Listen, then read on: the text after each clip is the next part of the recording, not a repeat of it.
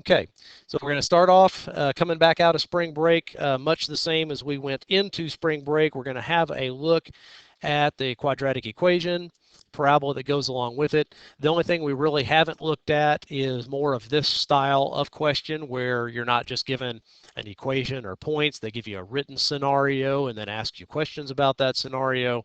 And those are really the kind of questions that I expect you to be seeing more of on end of course than the other types. They're going to be more written in nature rather than just numerical. So let's see if we can have a look at this question, see if we can remember how some of this goes. Okay. A ball is thrown into the air and allowed to fall back down. Assume it was thrown from ground level. A motion detector was used to collect data, but Myra forgot to turn on the detector until the ball was at its maximum point. She collected the following data, and they give us some points. Okay. The first thing we're asked to identify is what are the independent and dependent variables in this situation? Well, there's only two variables that are going on in the situation. We have time in seconds and we have distance or height in feet. One of them is independent, one of them is dependent. Which is which? Seconds is independent. Why do you think seconds is independent? Exactly. Okay. Okay, basic rule, and everybody needs to know this. This isn't a do I understand math or do I like math or have I ever been good at math type of question. This is a vocabulary question.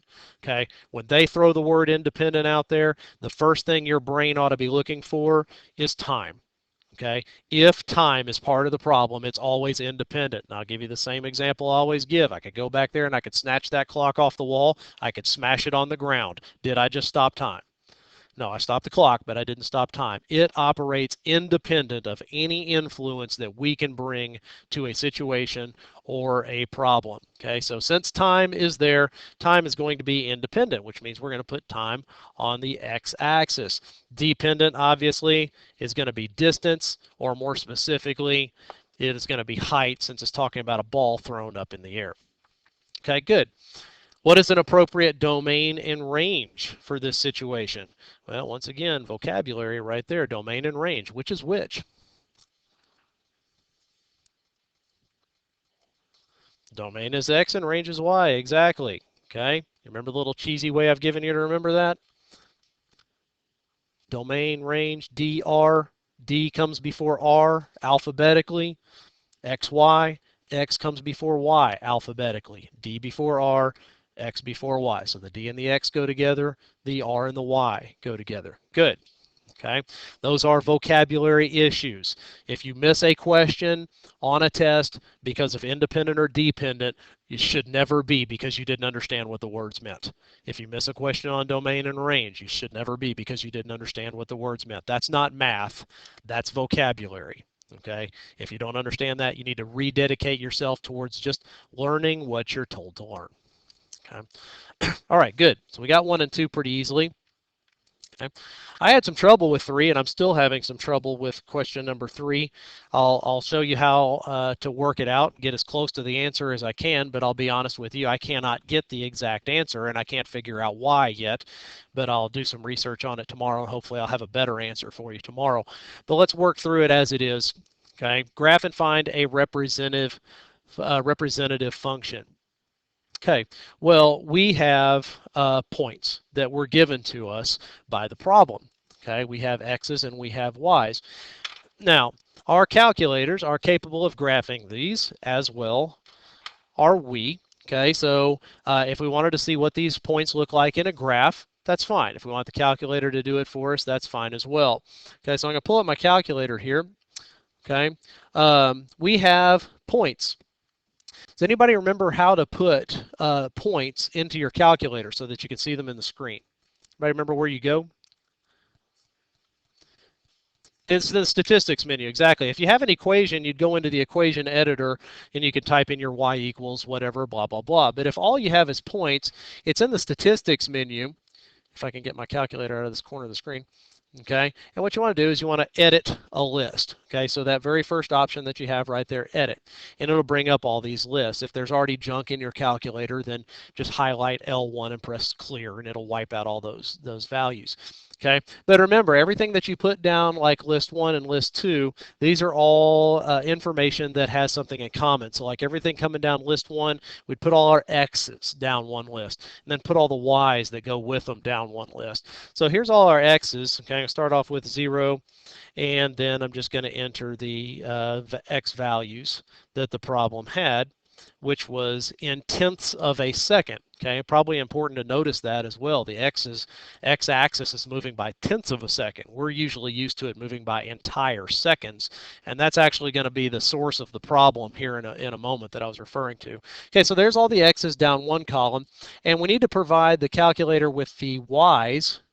Good grief, I don't know what I just did. The screen's messing up on me.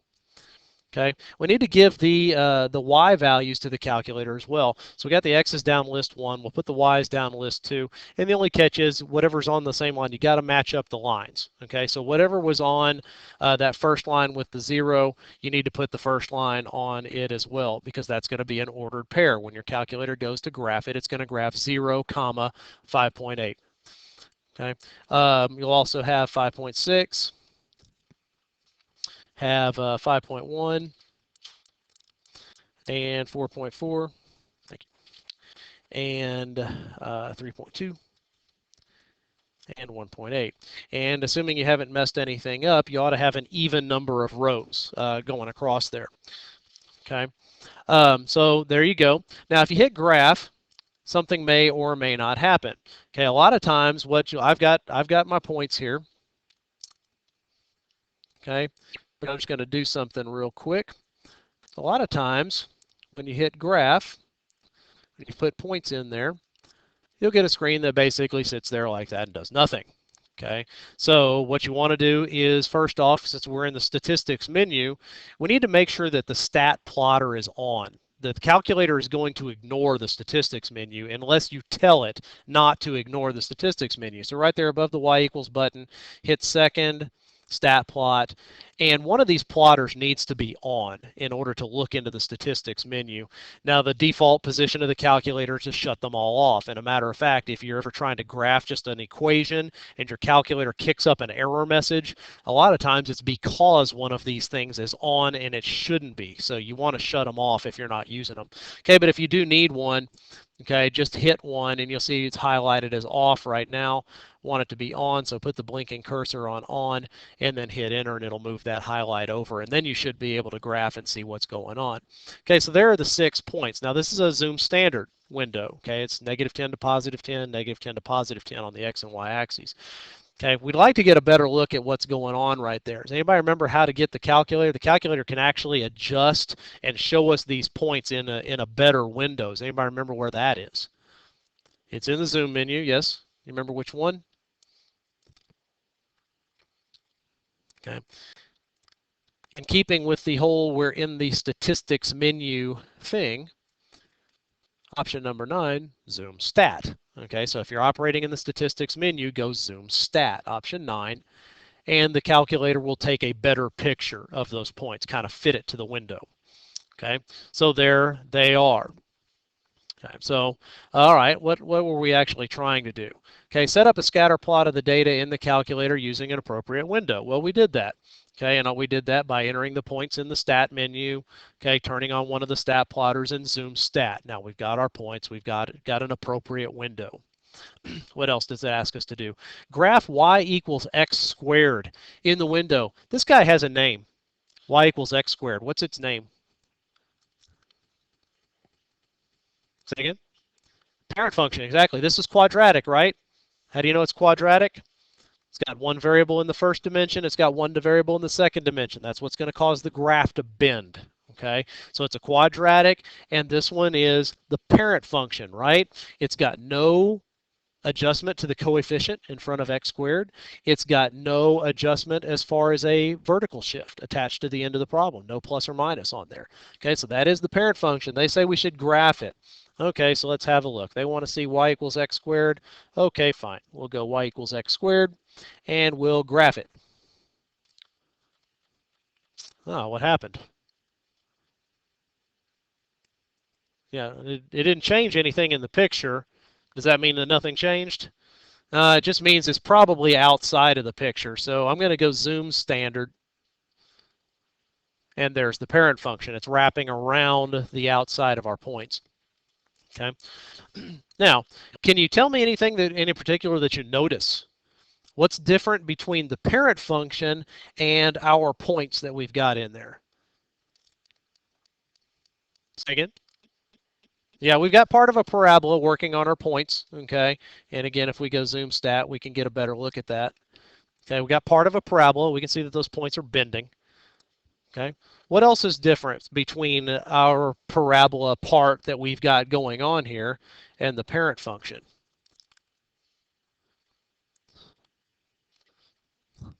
Okay, parent function is going upward, right? Okay, is our function going upward? Yeah. Look at it again. Is our function going upward? It's upside down, isn't it? Okay, so what's that going to tell us about our equation? If our function's upside down, what does that do to the equation? Yeah, we're going to get a negative x squared value, right? Because if you change the sign of the independent variable x, that's just going to turn your graph upside down. No matter what kind of graph you're looking at, it'll just turn it upside down. Okay. How about how about a shift? Is there a shift in our function that we're looking at? Where's the parent function supposed to cross the y-axis at? Supposed to cross at the origin, right? Any parent function should cross at the origin. Okay, so the parent function wants to cross at the origin. Is that where our function is crossing at? No, it's crossing way up here, whatever that was, 5.8, okay, from the chart. Okay, so we're going to have a vertical shift on our graph. Okay, so we now know that the x is going to be a negative value, but there's also going to be plus or minus some number hanging on to the end of the equation to cause the graph to move up or down. Okay, how about the width of our graph? Okay, is our graph as wide or as skinny, however you want to look at it, as the parent function? Okay. Yeah, I mean look how wide this one got in the same amount of space. Okay, ours is very stretched. Okay, I mean it's the points are being pulled very quickly. It's why it's so narrow. Okay, so that means that in front of our independent variable, in front of x, we're not only going to find a negative sign, but we're also going to find a number that's probably considerably larger than 1. Okay, because the larger and larger and larger that it gets from 1, the more it's going to stretch it vertically, causes the graph to get skinny. Okay, so this one's got all kinds of changes. Now let's see if we can figure this out. B said graph y equals x squared in the window. We did. Use parameter changes on C and A values to find a quadratic function that fits this scatter plot. Okay, well remember this is the quadratic equation that we've been working with. Okay, y equals x squared plus c. Now we've already determined that that is going to be a negative value, and we've also determined it's going to be larger than 1 because it's stretched out. Okay, we also know that we are going to have a vertical shift of some amount. Okay, well what was the vertical shift? Said that a parent function is supposed to cross at the origin. Where did this one cross at? Crossed up at 5.8, right? Okay, so there, that means C is 5.8. Okay, now the problem I have that I'm having for whatever reason, either I'm just not thinking about this problem right, or perhaps the problem itself is wrong. I cannot get the A value that C-scope says is supposed to be here. Okay. Now let's refresh our memories. How were we coming up with the A value, the number? Okay. Well, what we did is we compared how is our graph moving step by step by step compared to how the parent function was moving step by step by step. Okay. So what I had you doing was this. Okay, what you did is, for reference, you could build yourself an XY table and say, okay, the parent function is y equals x squared. and we could take it one step at a time, okay? And in this case, the steps are moving by decimal points, okay? We take it one step at a time in the domain and then see how is that moving one step at a time in the range. Well, when you plug in 0 for x and square it, that gives you a y value of 0. Okay, when you plug in 0.1 and square it, that gives you a y value of 0.01. When you put 0.2, plug it in, it gives you a y value of 0.04. And these are values that you would probably be getting in and out of your calculator, and that's fine. Okay, but it gives us an idea as we move from step to step to step through the x values, what should we expect to be seeing as far as movement in the y values. Then we can compare those two and see how it differs. Okay, well, let's take a look here. Over here in the real problem, okay, we're trying to figure out how it moves. Now, obviously, we start at x and we go to 0.1 and we go to 0.2 and so on, okay? But let's see how much movement that is. From 0 to 0.1, that is 0.1 worth of movement. 0 to 0.2 would be 0.2. 0 to 0.3 would be 0.3, and so on. We could do this as long as we decided we needed to, okay? Now, as we make these steps, if it were a parent function, we should expect our distance from the motion detector over here to match what the parent function is doing, the distance on those steps. Okay, so let's see what we have here. From 5.8 to 5.6, we get a movement of 0.2. Okay, from 5.8 to 5.1, we get a movement of 0.7.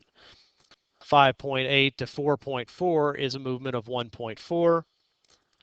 5.8 to 3.2 is 2.6, okay, and so on.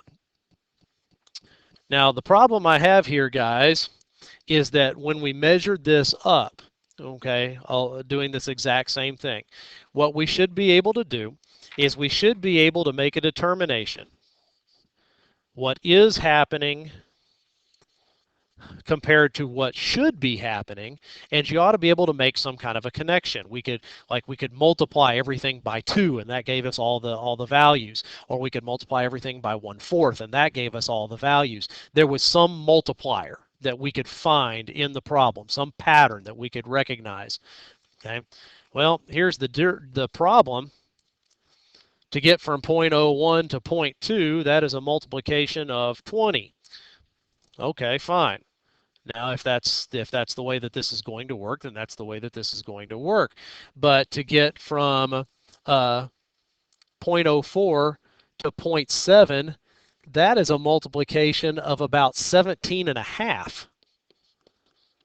That's not supposed to change. It should have been the same value twice. From 0.09 to 1.4, that's a multiplication of around 16 or so.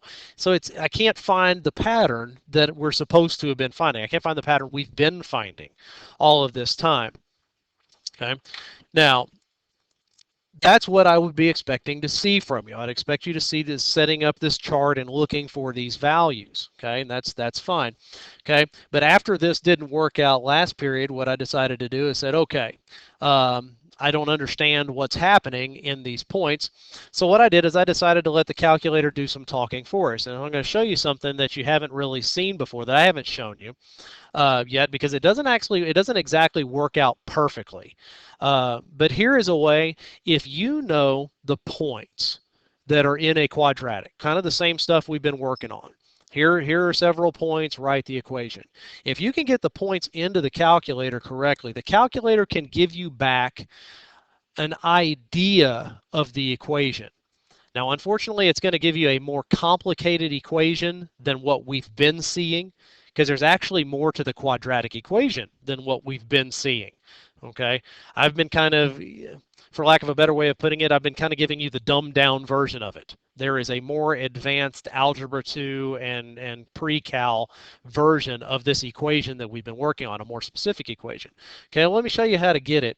It is also in the statistics menu, okay, and it's in the calculate column. Okay, Now, this guy right here, option 5, that quad stands for quadratic. That's what we've been working on.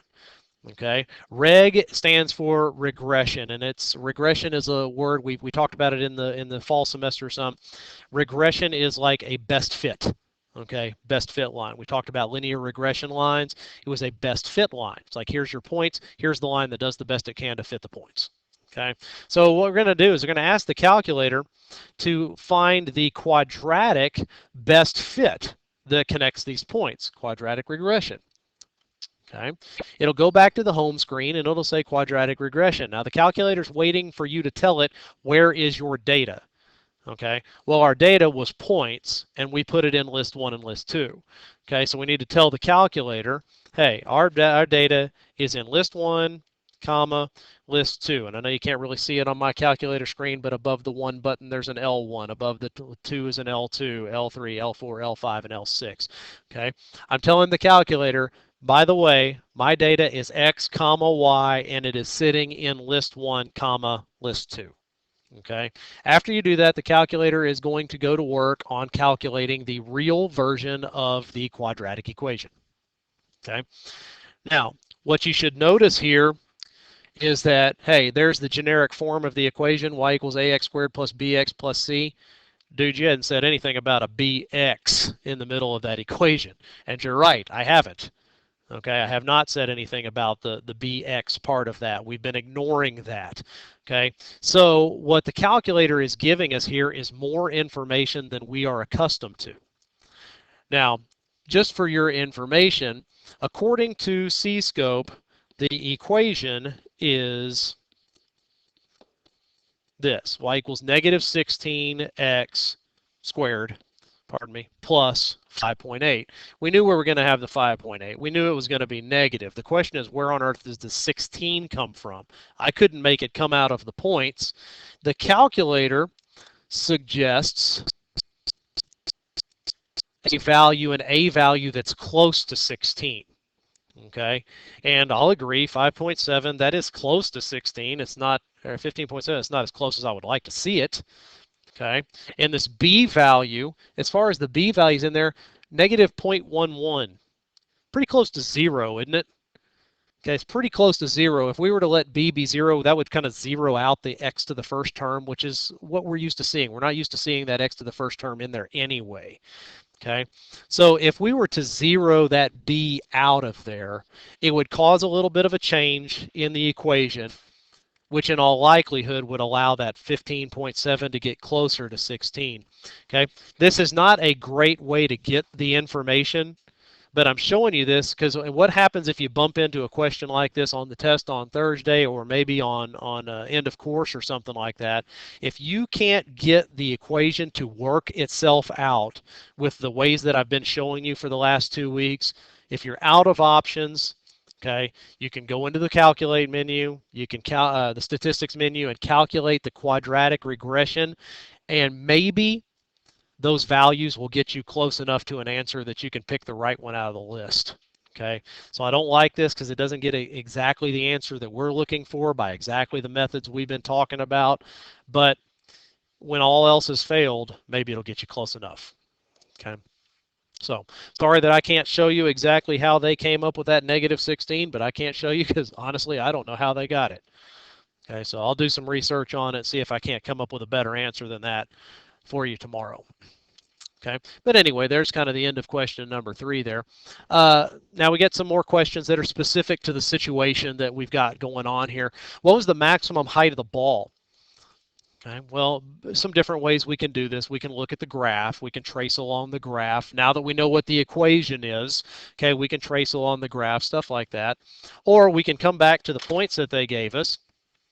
Okay, they ask what is the maximum height of the ball? Well, the problem established that the recording began, okay, at the height. Okay, said that she forgot to press the record button or whatever. Okay, and she began recording at the ball's peak. Well, that's pretty much a dead giveaway to how high up the ball was, 5.8. Okay, so that one's easy enough. Pretty much either straight out of the graph or straight out of the chart, 5.8 feet. If the ball continues to fall, how far from the motion detector will it be 0.6 seconds after she turned on the detector? How do you determine this value? Okay, well, she turns on the detector here. Okay, and then they ask, well, what will it be doing there? Okay, so we're a little bit off the bottom of the chart here. So what can we do in order to find out more values that they don't actually give us in the chart? Okay, yeah. Well, if we have an equation, okay, either through the calculator or by the means that we've been talking about, if we have an equation, we can plug in any value that we want in order to figure out what's going on with the other value. So if they want to know what's going on 0.6 seconds after the motion detector was activated, we just need to tell the equation, hey, I want to know what's going on at 0.6 seconds after the thing was turned on. Okay, so that would be just plugging in, and you could do that straight from your calculator. We've got negative 16. Okay, time is going to be 0.6 seconds, which by the equation is squared, and then plus the 5.8 vertical shift that we knew was going to be there. And this should tell us exactly what we want to know. Well, at 0.6 seconds, we are at 0.04 feet. Okay, it's almost hit the ground. I mean, it's just, I mean, another split second, it's going to have hit the ground. They want to know how far will it be? Well, it'll be, what was it, 0.04? 0.04 feet. How did you determine this value? We plugged into the equation. Okay, it wasn't a big deal. How much time elapsed before Myra remembered to turn on the motion detector? How do you determine this value? Okay, well, that's a good question. What we have right now is we have one side of a problem. Okay, they threw the ball up in the air. Myra's paying attention to Facebook or who knows, God only knows what, and then she goes, oops, sorry, hits record. She gets the top of the ball at the top of its height, and then it comes back down. Okay, well, what type of a graph is this? What do you call this? Is it linear? Not linear, because it's curving, right? So what kind of a graph do we call this? That's half of a parabolic function. It's a parabola. It's part of a parabola anyway. Okay, but as Julian just pointed out, it's only half of it, right? Okay, so can we assume, or what can we assume happened before she turns on the projector or the recorder? Okay, is it possible that the parabola is going to be different on the other side of the problem, or is it the same on the other side of the problem? Yeah, that's just it. Are parabolas, are they symmetric? They are. They have a line of symmetry right through their middle, right? They have reflection symmetry. So that means that we can make the assumption that whatever happened after she started recording also happened before she started recording going in the opposite direction. And we can assume that happened right in the middle because it said that she turned it on at its maximum point. Okay, so that was the point where the graph stopped doing what it was doing and repeated it on the other side. Okay, so now they're asking, well, how much time did elapse before she remembered to turn on the motion detector? Okay, so what we're really asking for is how much negative time, if you even want to think about such a thing, how much time went by before the experiment began on Myra's recorder? Well, if it's symmetric, should it be the same amount of time both directions? Should be. But the question is, how much time was that? Well, we know from the question that we just answered, at 0.6 seconds, it was almost at the ground. The question is, how can you figure out how much time does it take for it to actually get to the ground? Well, didn't we just say that in order to find any missing value that you want to know, all you need is the equation? Well, we have the equation. Okay, the equation said y equals negative 16 x squared plus 5.8. Okay, now we are wanting to know how long will it take for the ball to hit the ground?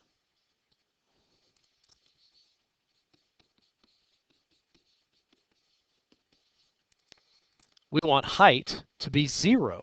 And the question is, how much time does that take? Well, it's just a little bit of a different problem because now the variable that we need to know is over here on the right side tangled up with all this mess, isn't it? Well, it's just like any other equation. We got to get the mess away from the variable so we can solve for it. Okay. What would be the first thing you would want to do to get to x, to isolate it? What would have to happen first? That plus 5.8 doesn't need to be there, does it? Okay. So that would be the first thing I would do is I would move that 5.8 to the other side.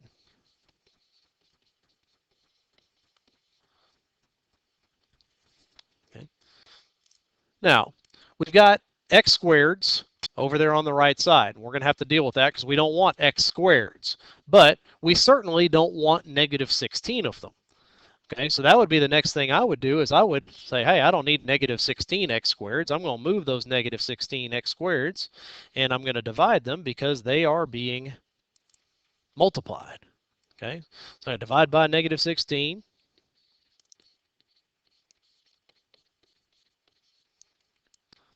Okay, we said that we don't want x squared. We just want x to the first. Okay, so now what we need to know, okay, and some of you may know this, some of you may not, okay, how do you get the square off the x? If all we want is x to the first, then how do you move the squared part of it without messing with the x? Okay. You always do the opposite, right? If something's being added, you subtract it to move it because addition and subtraction are opposites. If something's being multiplied, you divide it because multiplication and division are opposites. So the question is, what is the opposite of square? If you are in geometry or have had geometry before, you should know beyond the shadow of a doubt the opposite of something being squared is square root. Okay, if you're not in geometry yet, don't fret over it. Just accept it. That's the way. Those are opposites. A square and a square root are enemies of each other. They're going to cancel, and that'll leave just x all by itself. Now you got this very ugly number over here on the left. Okay, but you don't need to worry about that ugly number because your calculator can deal with it. Okay, so that's all you need to do is say, okay, calculator, I got an ugly number coming your way. Square root of negative 5.8 divided by negative 16. Okay, if you can type it in there, the calculator can deal with it and you can get your value. Okay, now we said that it was almost at the ground at 0.6 seconds. It was just going to be a fraction of a second later. The ball was going to hit. And yeah, it was. It was a very small fraction later. We got 0.602 seconds. Okay. That's how much time went by before she remembered to turn on the recorder, and we know that because that's also how long it took the ball to get back down to the ground on the other side. Okay. Same thing on number 7. Myra is 4.8 inches tall. When is the ball even with the top of her head? Well, that's fine. In that case, we don't want to know. Okay, we don't want the ball to get all the way back down to the ground like we did right there. In this case, we only want to be 4 2/3 of a foot, because 8 inches, that's 2/3, 8 out of 12 inches. 4 2/3 feet up in the air. We'd plug in a new number right there, okay, and solve it the exact same way that we did a moment ago. 8 says to display the thing on a chart, and that's fine. I'm not going to do that. I am going to go back. Okay, it occurred to me we never did answer question number 2. We identified it correctly. Okay, we knew what domain and range were. We knew that they meant x and y. But the problem actually asked for an appropriate domain and range for this situation. Okay, and that's what I would expect a question to do to you, especially on end of course. They're not going to ask you a question, pardon me, that just basically says define domain or define range. It's going to be a what exactly is the domain? What exactly is the range for this problem? Okay, let's see if we can't figure that out. We just figured out, okay, what was going on with the time of this problem, that it was basically 0.6 seconds or 0.602 seconds from the beginning of the problem to 0.602 seconds after that. Okay, so you could actually, excuse me, could actually say, you know, my domain is exactly from negative 0.602 questions to positive 602 seconds. Okay. But more than likely, what they would say is, you know, what would be an acceptable domain or an appropriate domain is they might actually expand it out a little bit further. they might actually say, hey, if you just looked at this thing from -1 second to +1 seconds, that you would get the entire view of what happened. Okay, but be advised on that one. Okay, I'd be very worried about them saying what is an appropriate domain for this problem. I would be very worried about them saying something like, hey, x needs to be greater than or equal to 0, or that x is going to be between 0 and 0.602 seconds. Okay, I'd be worried about one of these two answers showing up on there, because I'm afraid that we might just look at the chart and go, hey, I see the x's. Those are going to make sense. The problem is, got to keep in mind, this experiment was going on before Myra put down the Facebook and actually picked up the recorder. Okay, she missed part of the experiment. Okay, so got to think a little bit outside of the box on that. Yeah, they gave us points on the graph, but the points in the chart did not explain everything that was happening in the problem. Range is a little bit easier to understand. What would be the range of this problem?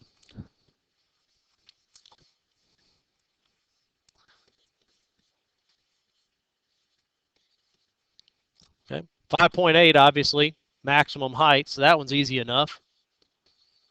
Okay, 5.8. Okay, now, so 5.8's up here, and then the problem begins to drop.